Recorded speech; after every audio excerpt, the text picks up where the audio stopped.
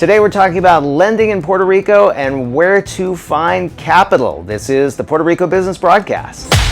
Live from San Juan, Puerto Rico, this is the Puerto Rico Business Broadcast. Now, here's your host, Daven Michaels.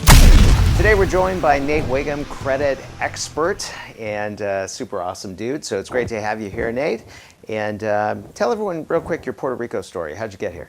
Yeah, absolutely. It's actually kind of a funny story. I heard Peter Schiff on the Joe Rogan podcast 6 years ago. I was living in LA and talking about all the programs, and frankly, I dismissed it. You didn't believe it? No, completely. It's like, no way, it can't be legal. And I frankly didn't think twice about it for about a year.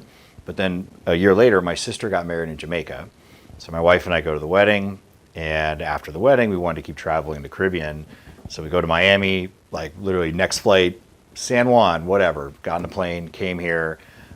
This was 6 months after Maria, so we really didn't know what to expect. But we stayed in San Juan and went scuba diving, Vieques, and really had a great time. And of course, while I'm here, I'm asking everyone, like, hey, this tax thing's not real, right? And, after the 10th person is like, bro, go do your homework. Right, exactly. I did. And, once you do the math, living in Los Angeles versus here, it was like, honey, we're moving. Yeah, and that was just pre-Maria, right?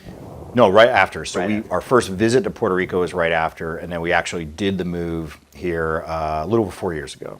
Yeah. Came in 2019. Got it. Okay, great. So, first of all, let's start with the capital markets right now. Mm-hmm. What's the picture? How hard is it to get money right now? What's the story? Yeah, I would say there's a lot of words I could use to describe the capital markets right now. I'll just say that you could certainly call them interesting, both good and bad ways. Mm-hmm. I'm sure everyone's aware that the Fed has, done the fastest rate hike, or one of the fastest in history, over a very, very short period of time. Rates have gone up, basically over 500 basis points. And so that has taken a lot of markets and just kind of flipped it on its head in a bunch of different ways. So that's the long answer to your question, which is raising capital today, depending on what you're doing, debt, equity, whatever, can be quite challenging. So in this kind of a market, obviously, this is when you have to kind of think outside the box, right? And so, of course, you go from debt to equity quite often. Yeah. You know the landscape of Puerto Rico. Let's talk about residential and commercial real estate. What are some of the best ways to get some funding? Well, Puerto Rico specifically is a very, call it, tricky market, even before the whole Fed issue or Fed raising rates. And that's because the credit markets here are very shallow. And by shallow, I mean there's just not a lot of options to service a market. And there's a whole long history I could go into about how Puerto Rico actually used to be a banking hub. 20-something years ago, there was, I think, something like 12 or 15 banks on the island. Today we know there's, what I would say is like 3.5. Right. And there's just reasons for that. There was Puerto Rico's own economic turmoil that came after 9/36. There was the great financial crisis that certainly affected the island. And then Puerto Rico actually had its own banking crisis in like the mid 2010s, like 2015-ish. Right.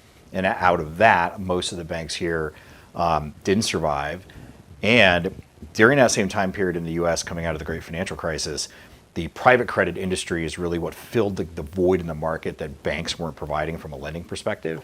In Puerto Rico, that never happened here because the private credit market really never had the chance to develop because you had other extraneous factors like a depression at that time, like its own banking crisis, like Hurricane Maria. And so it just kind of prevented that rise of private credit we saw really over the rest of the country and the rest of the world. And so what that all means today is that our GDP today is, I think as of last year, is like 113 billion for Puerto Rico. Our private credit market is much smaller as a percentage of GDP today compared to, say, in 2000. In 2000, private credit, I want to say it was something like 30 billion here to service economy that at that time was about 100, 105 billion. Today, our private credit market is about half that, and we even have a larger economy. So, and the moral of that story is just that when I say they're shallow, truly, like the amount of commercial banking or commercial credit options that you have available to people in Puerto Rico is very limited relative to the size of the economy. And so when you say, I'm just curious, when you say 3.5 banks, obviously I'm thinking First Bank, Oriental, Banco. Yeah. What's the half? Yeah, so the half, and I'm not being facetious because I have a good relationship with this bank, and I think they're going to start doing quite a bit actually over time. But the half I'm referring to is Banesco. The reason why I say What is that again? Banesco. Banesco. See, I don't even know Banesco. So Banesco is a bank that is owned, I believe, by a Spanish holding company. They've been in Puerto Rico for quite some time. They have a pretty good presence in South Florida, but they have one office in Alto Rey, and they certainly were providing some level of credit and banking to the market, but they were just relatively small compared to the other three banks. But they're probably going to be ramping up, and the reason why is because I think a little more than a year ago they closed a Tier 1 capital allocation from the federal government that was part of a COVID relief funding for Puerto Rico, and I think that was something like $250 million. But I won't go too deep into inner workings of banking, but Tier 1 capital on a bank's balance sheet gives you like a very large multiple lending capability relative to that. Is it 10x, 30x? It's something like that, like 10 to 15 typically. And in addition to that, to my understanding, the federal government is also giving them like an extra bonus for deals they do in Puerto Rico. And so really what that means is that the bank now has a pretty significant amount of lending capacity specific to the island that they intend to deploy. Now, I think they're being very slow to market and cautious, which I think is the smart thing to do of how they deploy that. And from what they've told me, they're going to be pretty focused on lending to businesses and projects that are creating jobs, that are providing affordable housing, that are kind of benefiting the island as a whole. And so I think they're being very selective in what they do, but they'll be ramping up. That's interesting. And $250 million on the balance sheet of a bank, yes, they can amplify that, but also they just keep spending that money because they just keep selling it to the secondary market, right? Or does Puerto Rico sell to the secondary market? And that's a very good question. We're going to actually be back right after this, and we'll answer that question. Nate Whigham is my guest. Don't go away. Hey there, it's Daven Michaels. Welcome to the San Juan Social Club Cruise.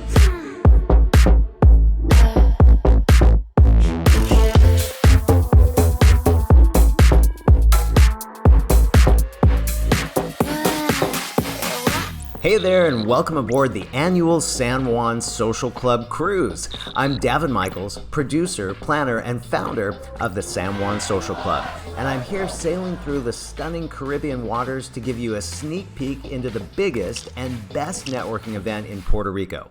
The San Juan Social Club Cruise is an unforgettable experience designed for Puerto Rico residents and those looking to learn more about Puerto Rico that want to network, make friends, and learn about all of Puerto Rico's vast resources and economic opportunities.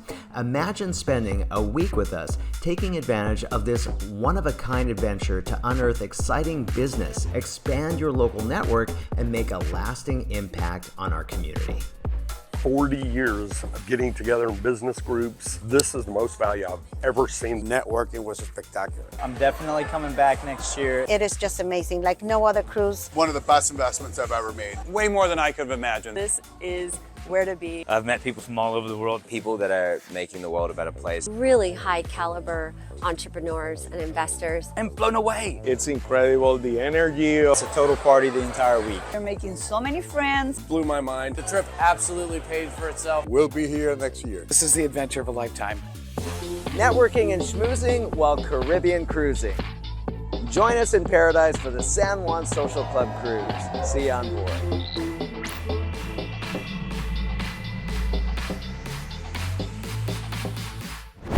As a business owner, the last thing I want to be doing is payroll. Not only do I not want to be doing payroll, but I don't want my staff doing it. Heck, I don't even want my bookkeeper doing my payroll. Why? Because payroll is complicated, it's cumbersome, the liability is high, and if you ever screw it up on the employee side, trust me, they'll never forgive you. That's why I use Easy Checks Caribbean. They make payroll easy, painless, and trouble-free. Here's how it works. My assistant gives Easy Checks the hours. And that's it. That's all we do. And then the next week, our employees receive their checks, or most of them just receive their direct deposit, and that's it. The taxes, the compliance, the disbursements, the quarterly tax filings. We just give them the hours and that's it.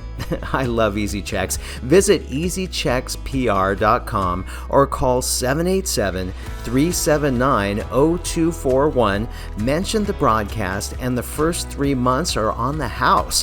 Whether you have 1 employee or 1,000, Easy Checks Caribbean, making payroll easy for businesses across Puerto Rico.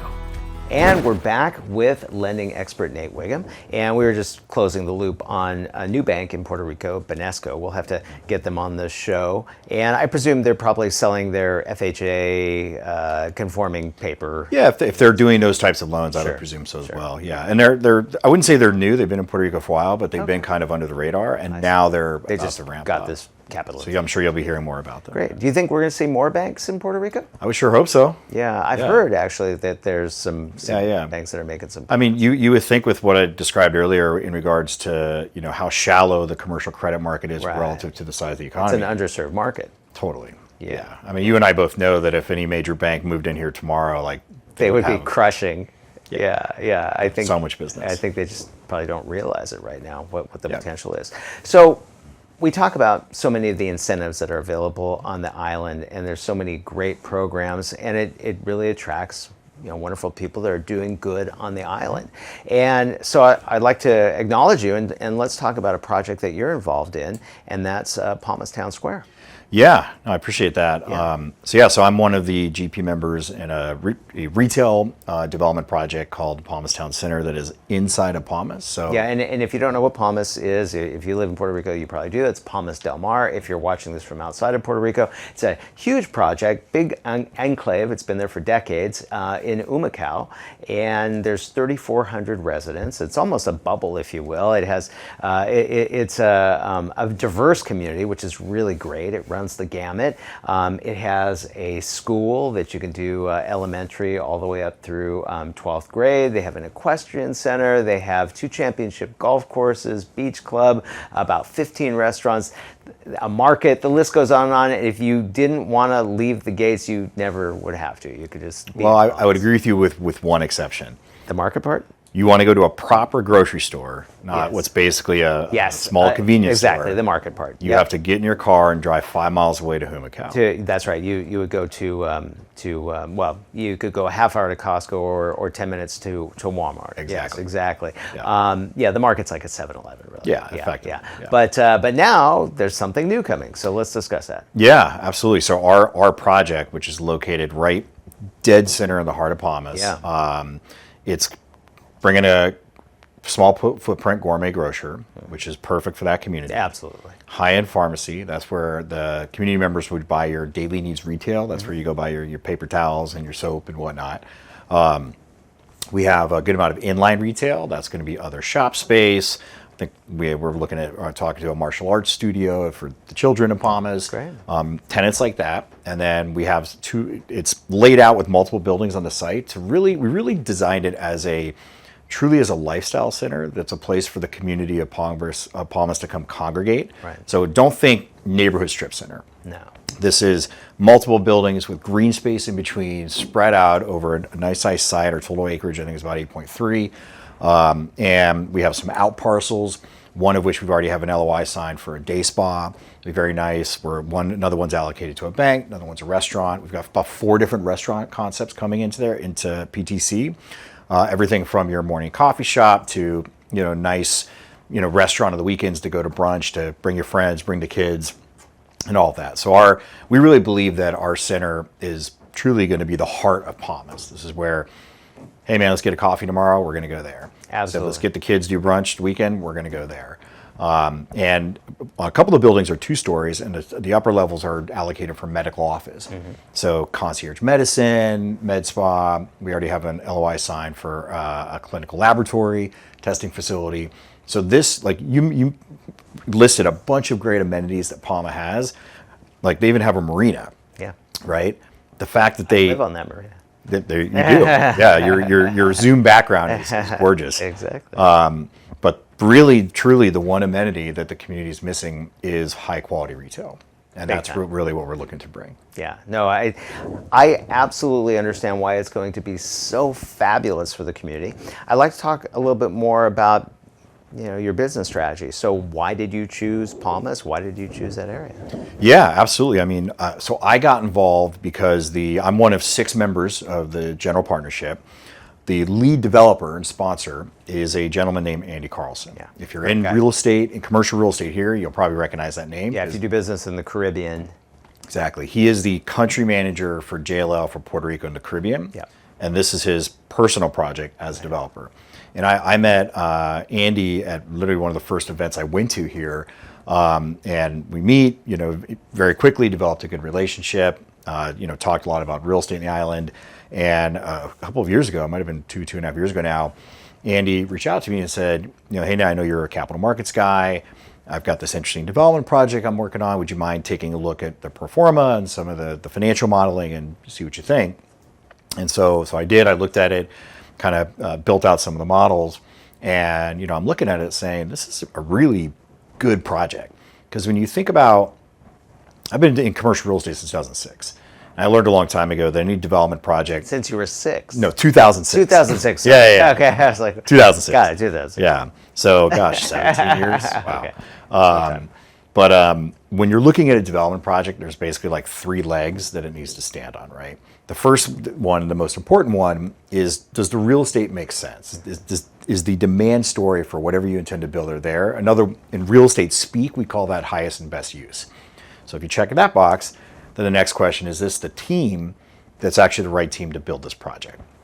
The third box is, and this is the one that a lot of people go to first, but if you don't check the first one, I don't even know why you're bothering to look at this one, and that's what are the returns? Is the return on investment compelling? Is it a good number or not? And in this case, so I'm looking at this deal, like we just described, the demand story is a complete no-brainer. Right.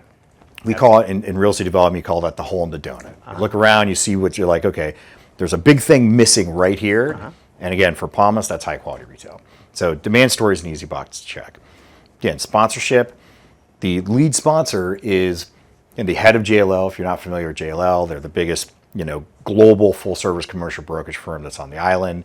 And any third-party developer would hire this guy to lease and manage the space. Right. So we'll talk more about that. We'll be back in just a moment with Nate Whigham. Don't go away.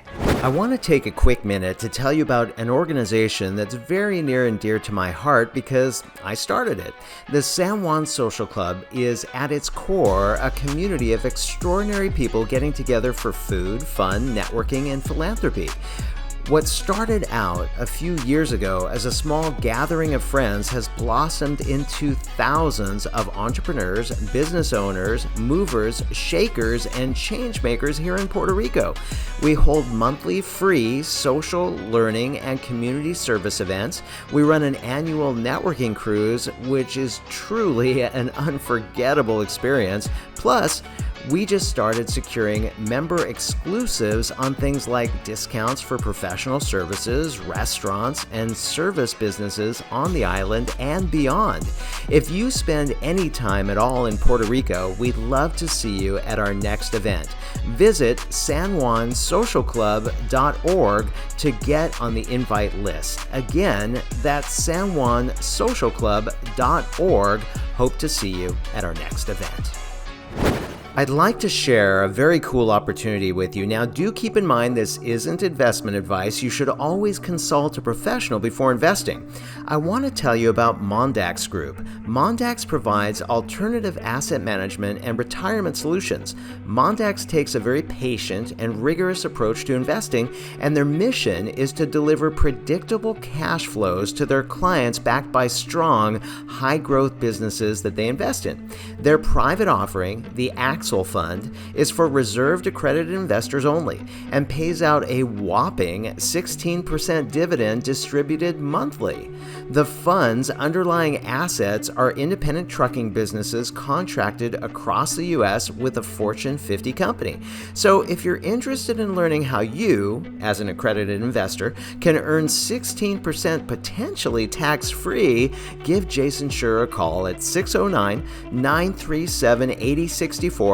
He'd love to schedule a complimentary face-to-face lunch to show you all the details. For more info, you can visit mondaxgroup.com/Axel-Fund. And we're back with lending expert Nate Whigham. Nate, this has been fascinating so far. One of the things that we talk a lot about on the broadcast is all the amazing incentives that Puerto Rico has to offer, right? It brings people to the island, and so many people do great things here, which is exciting. I want to talk about something great that you're doing, and that is Palmas Town Square. And also, if you're watching this and you live in Puerto Rico, you probably know what Palmas del Mar is. If you're watching from outside of Puerto Rico, Palmas del Mar is a huge complex located in Humacao, 3,400 residents, very diverse community, and also everything is almost under the hood. So it has a school that you can take your children kindergarten all the way up through 12th grade, an equestrian center, 2 championship golf courses, tennis center, beach club, and about 15 restaurants, a market, more like a 7-Eleven kind of market, but a lot of amenities. If you don't want to leave the bubble, for the most part, you don't have to leave the bubble. But you are doing something that is just going to be so tremendous for the community, and let's talk about Palmas Town Square. Yeah, absolutely. So you listed all this great amenities that Palmas has, and it has quite a few, but the really one thing that Palmas is truly missing inside of Palmas is high quality retail. You mentioned there's a small market, kind of like a 7-Eleven, but it's not much more depth than that. No. And in fact, if you live in Palmas and you want to go to a proper grocery store, you got to get in your car and at minimum drive 5 miles away to Humacao or 20 plus miles to Caguas if you want to go to Costco, something like that. Or to some of the other grocery chains, right? Yeah. Exactly. So, which to me is kind of nuts, right? You got a marina in this great community, but like you don't have a grocery store. Sure. And so we're fixing that. So our project is located dead center, heart of Palmas. We bought the land at the end of last year. We've been finishing our administrative approvals since then, which is we're about to wrap up all that, which means we can finalize our site plan, which means we can kick off our construction drawings with the architects, which means that we can start construction probably shortly after the end of this year.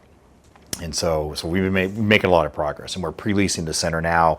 Lots of signed LOIs, lots of interest from different tenants because they see the community that's there.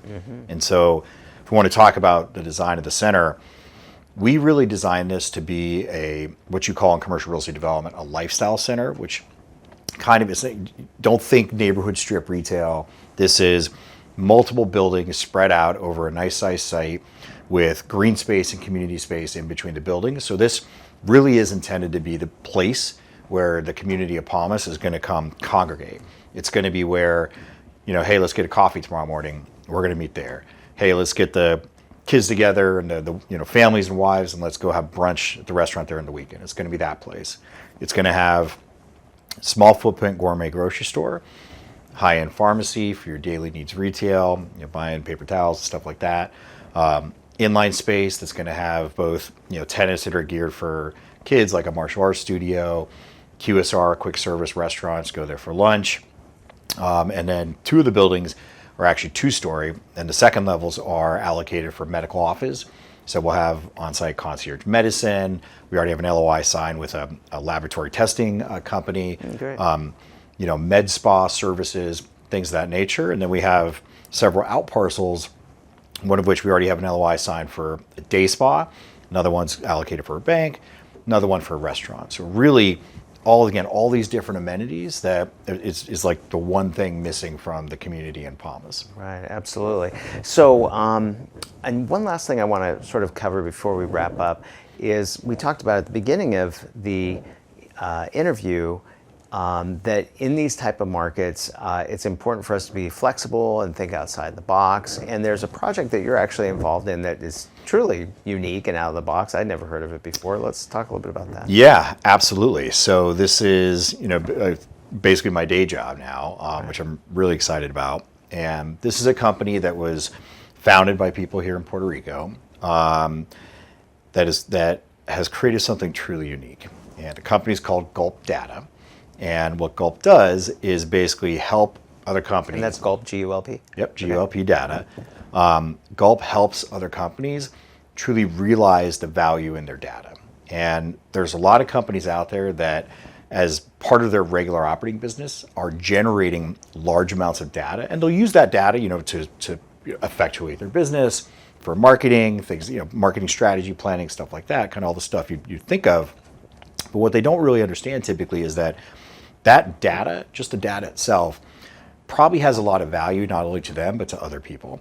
And there's a whole bunch of data marketplaces out there where data gets buy, sell, and traded and configured in a variety of ways. But it's actually a pretty sizable industry that, unless you're really in the space, and until I got into it, I was just blissfully unaware that this was a thing, but it's a pretty big thing. And so what Gulp has created that enables all the different things that the firm does is a tech platform that allows them to go in and analyze a company's data and value it on a real-time market comp basis. And that's truly unique because under GAAP accounting rules, data on your balance sheet is an intangible asset. Right. And it's intangible because the valuation methodologies that are typically used are like cost-based, relief from royalty. They're kind of like accounting tricks and guesses. Whereas what Gulp has built is a model that can go and look at the data and actually comp it out real-time data markets. They can say, if we take this data today and we were to go monetize or do something with it, this is what we get. So the firm basically has taken data and made it tangible. And that allows the company to do a couple of really interesting things. One is lend against data. And that's the business that I run. I'm the managing director of lending. And so I can give a company a loan that is collateralized solely by a backup copy of their data that gets refreshed on a daily basis. It's amazing. It's incredible. It's very unique. Right. So if somebody's watching this, what is the, I suppose, when should they start talking to Gulp? Like, how big does their database have to be? Yeah. So that's a good question. And I would say we don't lend anyone this pre-revenue. So we can certainly work with earlier stage companies, but they need to be generating revenue. Yeah. We can lend to companies that are not yet cash flow positive, but we need to be able to see a line of sight to how they're going to get there, and we need to understand how our loan proceeds are going to be used to advance that, right? But we can certainly do that, and I've been with the firm just coming up on 3 months now, and we've closed several loans where that's the case. Sorry, we have to ask the question again. The last question. Sure, so we, okay, great.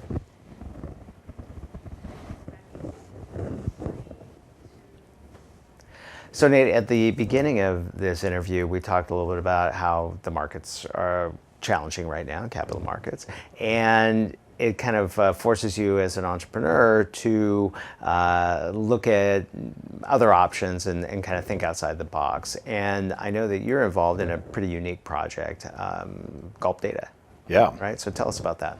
Absolutely. So what Gulp's done and is doing is really fascinating, very unique. So Gulp Data. And that's G-U-L-P. G-U-L-P. That's a company that was founded by people here in Puerto Rico. And what they've done is, the company does a few things, but everything that they do is built off the back of the technology they developed. And that technology allows them to go look at a company's data assets, whatever they are, and actually value them on a real-time market comp basis. What that means is, data on your balance sheet per GAAP accounting rules is intangible, right? Which means you kind of like guess at the value, right? What they can actually do is make it tangible by actually looking at the data and looking at being plugged into live real-time data markets and saying, okay, our model will determine what are the data products that can be derived from this data set, and then it goes and comps them out against real-time live data markets. So we know if we were to take those data assets today and go monetize them or do something with them, we know what we're going to get. And that allows us to do something really special, which is lend against that. That's amazing. And how, I presume there's the two things we need to really look at. We only have about a minute left. So one is how big the data pool has to be, but maybe a better answer to this would be how big, what are the lending range, dollar-wise? Minimum loan's $100,000. There's theoretically no maximum. Okay, we have that's great. So a smaller company could certainly utilize this. Yeah, so they need to be post-revenue. We won't lend anyone pre-revenue. Right, I understand. But, yeah. Okay. How can they get more information on you and Gulp? Reach out to me directly. So I'm the managing director of lending for Gulp. You can email me. My email is just nate@gulpdata.com. Fantastic. Or you can find me on LinkedIn. I've got, I think, 23,000 connections. Okay. So you just punch in Nate W something and it'll come up. Perfect. So until next time, this is Daven Michaels. I'm with Nate Whigham. We'll see you next time on the Puerto Rico Business Broadcast. Bye for now.